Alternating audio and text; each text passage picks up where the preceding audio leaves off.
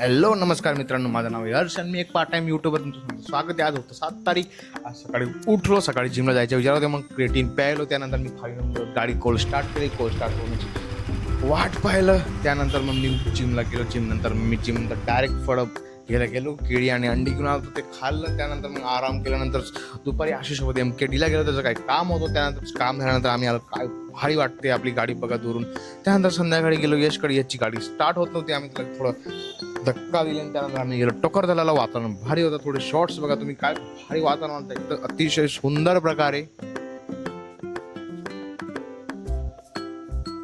त्यानंतर आम्ही थोडा विचार केला का टाइम लॅप्स बी काढून गाडीच्या विंडशील्डला लावून टाइम लॅप्स काढले.